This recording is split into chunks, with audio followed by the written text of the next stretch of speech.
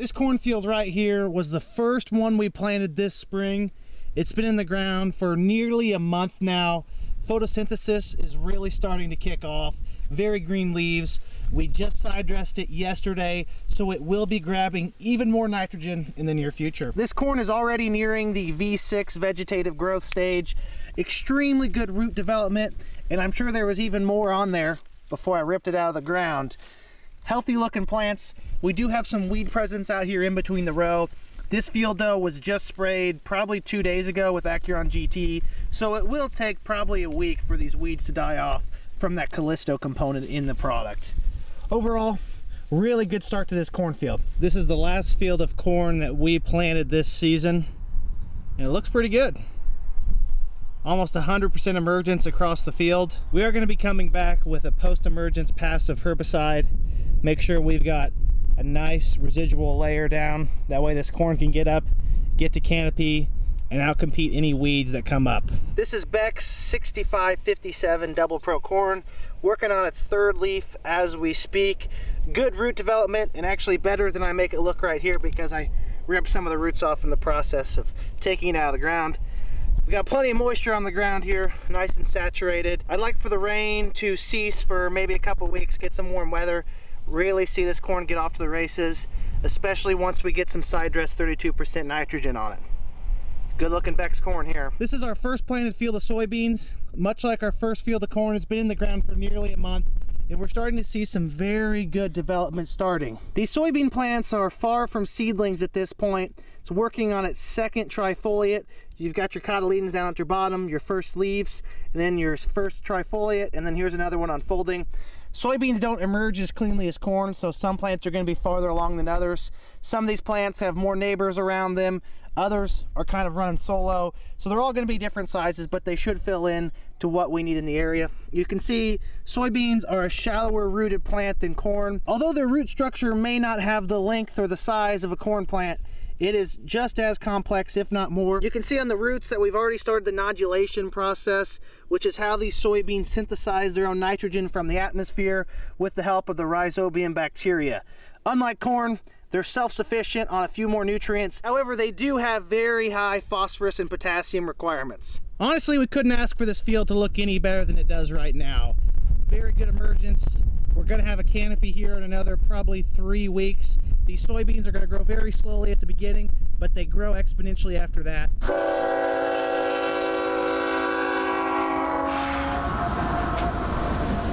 That's the story of Mattoon, waiting on a train. This right here is our last planted field of soybeans. Been in the ground for probably 3 weeks now. It is a Beck's 3830 Enlist soybean. If everything had gone to plan originally, it wouldn't have been our last planted field. Once I got out here with the planter after planting these other farms in this Lerna area, I realized that this was just too wet. We left it for a week or two, came back, hit it with the field cultivator, planted it again, and I would definitely say we made the right decision because we have an absolutely perfect stand. Hard to complain about what we're seeing out here. In terms of vegetative growth, we've unfolded another set of leaves, although we have not started on that first trifoliate there. Very small plants. They will slowly build up the structure and foundation to get to the size of our earliest planted field, and it's going to warm up, and every single one of these fields we've looked at so far are going to be off to the races. The field we chose to be patient on looks beautiful, which taunts me because the field we're about to go take a stand count on just down the road that we planted right after we left this farm from it being too wet doesn't look quite as good, which is our main mission here, is to check out that farm, make some evaluations, and see what we need to do moving forward, because this is what we're looking for, and where we're headed, that's not what we got. There is one of these new farms that I've been keeping a pretty keen eye on, just for the fact that it is about the only field we've had this year where Mother Nature did not treat us that kindly. Now, I cannot complain at all because we've had so much luck on all of our other farms at this point that I was kind of getting concerned about how many things were going right in a row, and I still am concerned. I'm going to show you though this field and what happens when you get a heavy rain on some lighter soil that you worked maybe a little bit too fine. You get that plaster-like concrete on top, your beans struggle to get up, you get a terrible stand. Even looking down the end rows here of this farm, you can tell that our stand or our emerged population is troublesome out here. Our target population was 140,000. I'm not sure that we're even close to that, if not half of what we were shooting for. Lower, darker areas that really don't suffer the same fate, they look great. They're starting to grow, really bush out quite a bit. These areas though on the end, high traffic, high tillage, hard rain, that's just not a good combination. There are a few areas like the one I'm standing in right now though that might justify replanting. When you're trying to take a stand count, usually you want to come down to a 10,000th, 1,000th, or 100th of an acre measurement to be able to make easy multiplications to figure out what your stand count is. For 15-inch rows, we're going to use 42 inches. Once we take the stand count on both sides of the tape measure here, we're going to divide that by 2 to get an average between the two rows, and then we're going to multiply that by 10,000. Because we're multiplying by 10,000, this is a very small sample size. I mean, this is a millionth decimal place of the size of this field. It does give us a good idea though of what we're working with. We also want to make sure that we're counting viable plants. So if the plant looks like it's not going to survive, we don't count it. If it looks like it will survive, even if it's a little bit battered and tattered, we'll count the number. So we'll start, 42 is right at the front of the tape measure.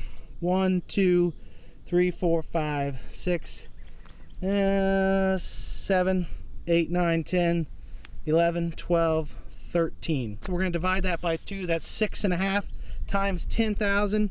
That's 6,500 plants per acre. Not good at all. Economically speaking, a viable soybean stand is probably closer to 90 to 100,000. Obviously, you'd like to have 140 or 150 just for the sake of weed control and plant competition. That's not what we have out here, and we're actually so far down that if we don't bring the soybean planter out here and replant this, we may be leaving yield on the table, and yield is equal to money. So we're giving up money. It really just comes down to a tale of broken necks. We got that 1.5 inch rain literally as we were pulling out of the field from planting this. The beans in the soil had next to no time to air out and develop any kind of a structure. We've got a lot of these necks that are broken because the soybeans fought so hard to get out of the soil that they essentially injured themselves. A lot of these will kind of catch up, grow up a little bit here, get some foliage, and be very productive plants. As of right now though, I think we're probably gonna have to bring the planter out here because this is just one spot in an area that's concerning. And I've seen this movie enough to know that when it's thin like this, if you don't replant them, you're not gonna be happy come harvest time. There are definitely a few things we could have done different to avoid this issue in terms of our management. My first thing would be not to work a field and plant it ahead of an 1.5 inch rain, though that rain hit here for 1.5 inches and got us at home for like 3/4 of an inch. So really no telling of what's gonna come and what Mother Nature's gonna bring. Secondly, you can really hedge your bet for troublesome emergence by bumping your population up. This farm's target was 140,000, and I believe I got close to that amount on with the planter. Normally though, we plant closer to 165 on the rest of our farms. On paper, that's more than enough soybeans, if not too many. By the time you account for soybeans having a germination percentage of 85 or 90%, on top of hard soil, emergence issues, insect feeding, disease, all those other things, you sleep a lot better at night knowing that you got a lot more soldiers out there fighting the good fight, trying to get out of the ground. You don't need every single one of them to come up and be a healthy plant. You just need 75% of them and you have an economical stand. In terms of our tillage on this farm, I do think that's a factor. Areas where the field cultivator may have passed twice just in the process of working the long rows, working the in rows, especially on the lighter ground, seem to be struggling the most. As I've mentioned numerous times, it's the lighter soils that form that concrete-like crust that create issues for your soybeans. I don't know that I could have backed these out of the ground anymore. They really were planted about as shallow as they could have been. One thing that probably would have made a difference back on tillage is if we'd had more time between the field cultivator leaving the field and the planter arriving at the field. Because the field cultivator finished this field probably 2 o'clock in the afternoon. It had a little bit of time to air out, dry up, though it was hazy outside, humid, and the sun was behind the clouds. And I was probably here with the planter 2 hours later. That's not much of a window for this farm to air out, get to a drier quality seed bed. That way I can have good seed to soil contact and ultimately good emergence, healthy plants, and a better population than we have out here, to say the least. All these fields we're producing on for the first time this year, southeast of Mattoon or east of Lerna, were part of a big land sale this off season. Obviously everything was resurveyed and a lot of areas didn't have a proper corner post. Now I talked about that when I drove the gator around here. I installed this right here. For those of you who don't know what this is, it's actually a training stick for outdoor sports like soccer or football, agility, so you can weave in and out of them. I'm gonna try it out. I don't know if it's gonna last a while or not, but I like the idea of something I can hit with the outside of the planter and it just bend back and forth. We'll know in a year or two whether or not this is a long-term solution. Really not that expensive though in the grand scheme of things. So we're gonna try a few of them out. This is exactly what I need though, a corner post that I can run over. Now I just need tile inlets that I can run over. Obviously something is screwed up on this farm. Not trying to cast stones at the previous tenant or owners, I really could care less, but there should not be standing water in that spot right now. I could take a little bit of wet ground, a little mud. The fact though that there's water that deep there still really kind of points me to the fact that there may be a tile issue. Did I say one mud hole or two mud holes? Because I should have said two. There's a second one on this end of the field. This could all just trace back to the fact that it was harvested way too wet. Once you pack something down, if you don't get a chance to work it, it's gonna stay solid like that until some kind of tillage or a tremendously deep and cold freeze hits it. Judging by the look of that big blue menacing cloud over there, I'm probably gonna get a head start back to my truck because I don't wanna get caught out in a thunderstorm. It's very hot and humid today, the kind of weather that pops up a storm even when you're not expecting it. Needless to say, it was a wise decision to get back in the truck because it's starting to rain.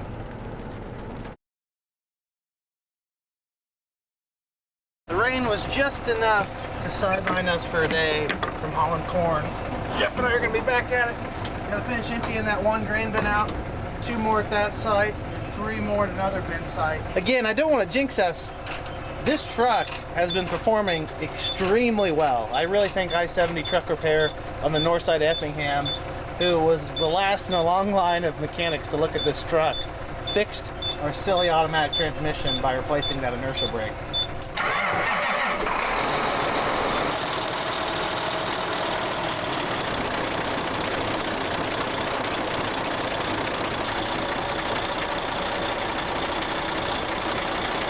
Okay, now I just need to kill about 25 or 30 minutes of time. I won't even have to help them load that first load out of the grain bin. What can I come up with to do? Rake the rocks, maybe? I'm just kidding. I'll get over there once I get air in the truck. Normal morning routine, coming in, checking on all our nice, beautiful John Deere equipment, which is just code for using the bathroom away from Mother Nature.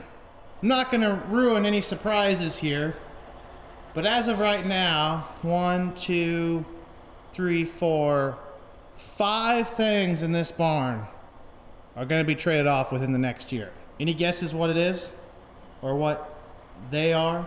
We've got a grain cart, 2 combines, 2 front wheel assist tractors, 3 4-wheel drives, vertical till, 2 field cultivators, a ripper, a subsoiler, and 2 augers in this barn, which they're not all in here right now because some of them are still outside, but that's typically what's in here. Drop your guesses down below. I might give you a hat or something if you get them all right. I don't have my measuring stick, but I'd say these tires are gonna be gone before next fall too. I don't know if that meets the truck inspection depth requirement. I believe is like 1/4 of an inch. Maybe it's 1/8 of an inch, I don't know. Either way, those tires are pretty bald. Front set's not bad though. Let's ride.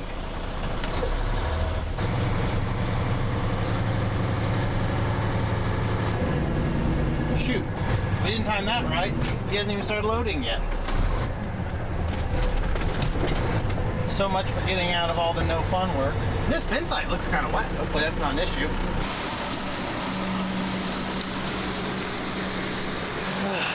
Duty calls. Jeff's a little over half loaded. I'm gonna go ahead and fire my truck back up. That way I'm ready to pull into the auger when my time comes. A little bit slower when you're cleaning out the bin with the sweep versus just running off gravity from the center sup. However, it's still quick enough that you don't get bored. That's kind of a half truth because it is pretty boring standing behind the sweep auger.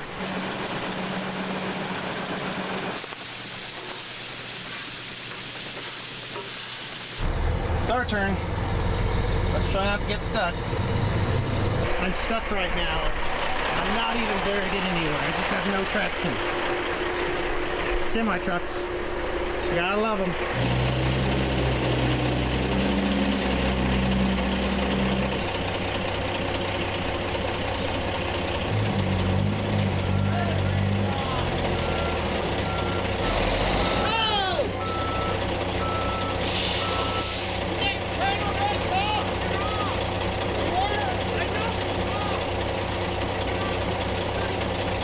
For some reason, I don't know if it's something I did, the trailer brakes on the truck aren't releasing. It might have been why I was stuck. I would hook onto it and there's just dragging them even with the brakes released. Maybe it'll come free. Oh, there they go. You're not hurt? Yeah. Well, that'll do it.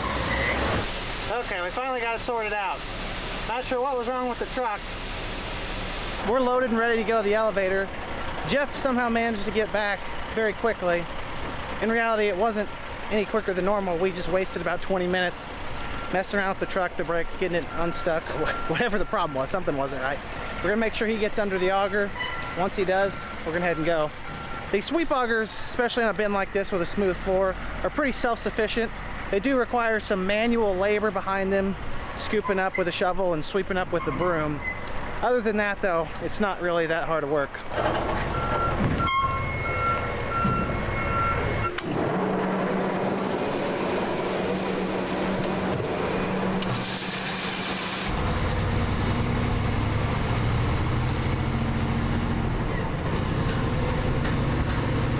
For those of you who pay attention to the grain markets, yesterday was a huge day for old crop soybeans.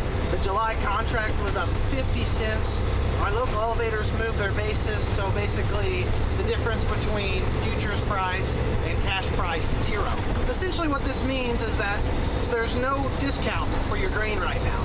Typically a sign of very strong demand, not to mention the fact that old crop soybeans were $17.30 yesterday. Absolutely ridiculous, especially considering the fact that we had a nearly 80 bushel bean crop. In a lot of cases, actually probably better than 80 bushels an acre. That being said, we unloaded a lot of our old crop beans. We really could not ask for much more than that price, though we are still hanging on to quite a few bushels, hoping maybe to get a 20 in front of it one of these days. Just pulled off the scales. 58 pounds of test weight at 15% moisture. We're still working on that water damaged cornfield in this bin. It seems like with the test weight going up like that we're getting back into some higher quality or maybe just high ground corn. It didn't have root damage or nitrogen loss from all the standing water. Should be our last load. It'll be close to see if it fits on the truck.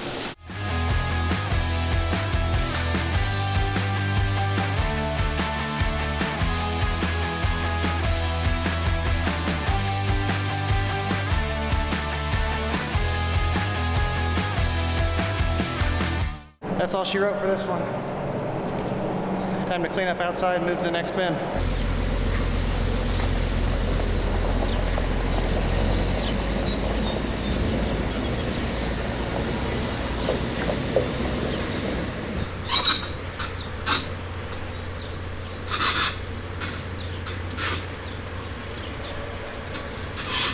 We're set up and ready halts from the south 36-foot bin. Should be another 23 or 24,000 bushels of corn in there. If that, might be closer to 22. Really just depends on that test weight of the corn. Convoys! We got a big, big convoy rocking through the night.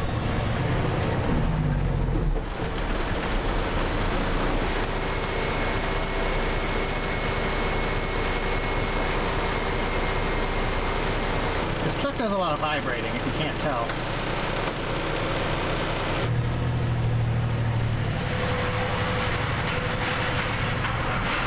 Got that grain bin emptied. It's raining, and it's lunchtime. Couldn't ask for a better combination of things to happen. Maybe we'll just take the whole rest of the day off.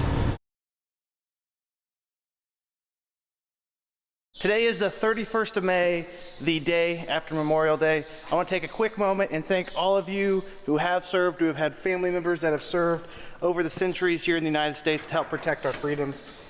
I think that a lot of times, especially in the modern day, those efforts are underappreciated, that sacrifices of unbelievable magnitude have been made so that someone like me can sit out here in the Midwest and complain about the weather in front of a camera all day. Just know if you're one of those people who have been a part of someone who's made the ultimate sacrifice for our country, that you're not underappreciated. If anything, you're the opposite. You're extremely appreciated by us, especially here in the Midwest. The other day I met with the seed dealer for that field over to the east that has a pretty thin stand of soybeans.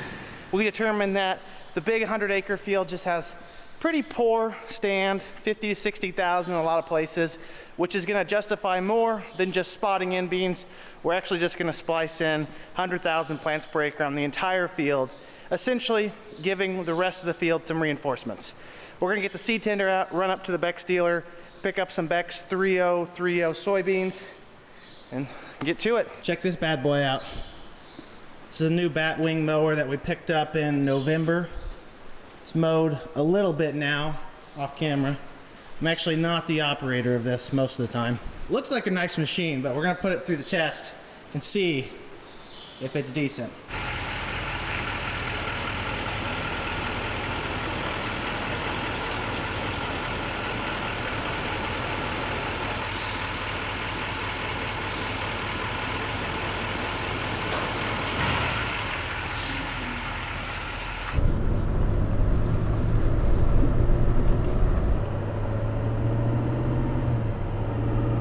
We're off to get some beans. Time to get this seed loaded up. Maybe this will be my last time in the planter. Unlikely, because it's only the end of May. Yes, I need to clean my window. No, I'm not going to do it.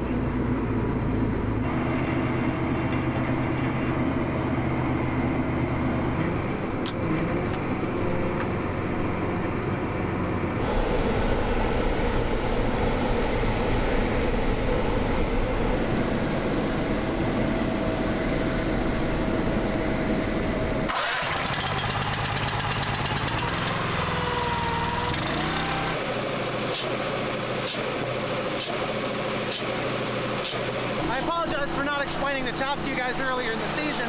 Essentially, it's just a seed lubricant, helps it flow through the units and properly run through the actual seed system.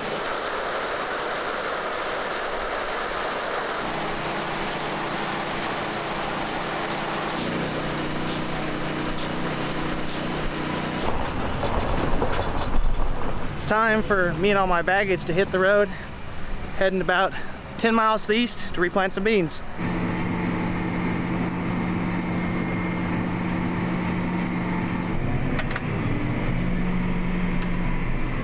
Shouldn't be back for a couple hours. Here's the troublemaker. A short 100 acres.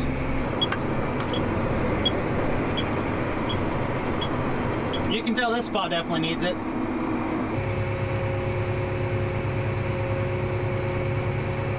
We're gonna back up, plant a little strip, and see exactly where we're at, and then fine tune everything from there.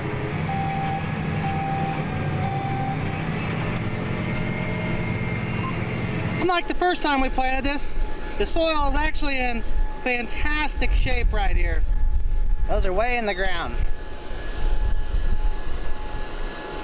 Almost 2 inches. My goal is to try and go in between the existing rows. It's gonna be easier said than done, but it is possible. The less I destroy, the more original stand we're gonna have and the greater total population we will have at the end. We don't want to overpopulate, but we definitely don't want to underpopulate. This right here sums up what I hate about replanting soybeans. You got so many spots that look terrible, then you get over a hill and you've got all these spots that look pretty good. Then the question becomes, what do I replant and what don't I replant? Where do I draw the line at? I'm gonna be dizzy by the time the day's over. Regardless of what I do out in the middle of the field, I'm gonna plant 2 passes around the outside because it definitely needs it. High traffic with tillage, high traffic with the planter, compaction, hard rain, even more compaction, that's what we get. Out in the middle, I wish that they had a drone system where you could fly the drone out here and get an actual accurate count of how much stand you have all around, what your final population is, then be able to pull that data, put it into a custom prescription map, upload it to your planner, and your planner as it goes through the field will say, okay, the drone found this spot to be 70,000, let's throw out 60. This spot 100,000, let's throw out 30. This spot 50,000, let's throw out 100,000. That'd be pretty easy. At least it seems easy to my monkey brain. I'm sure it's actually hard in practice. Running beans over like this is a really weird feeling. A necessary evil though.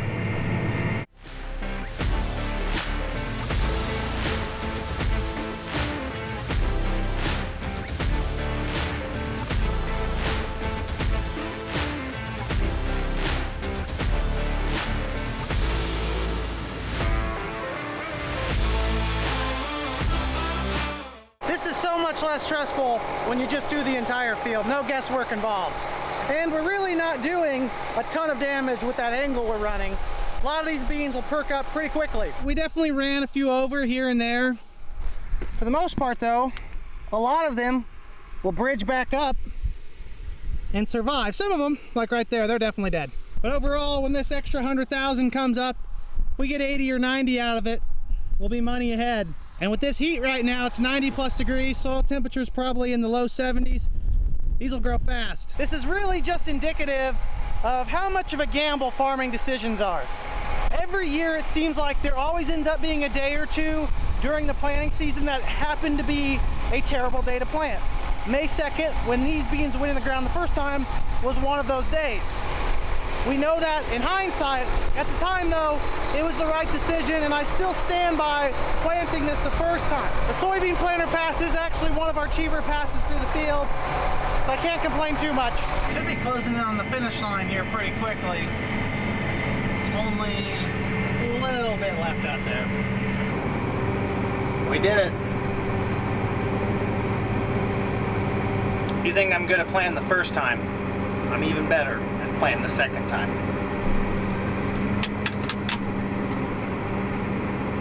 The chef's kiss. We're back home. Replanting is this one quick trick that's really fun for making your farm seem even bigger. When people say, how many acres did you plant? You say, well, I planted this many acres times this many acres plus this many acres because I had to replant them multiple times. And all of a sudden you're a big time operator. Have a tight fit here in the barn.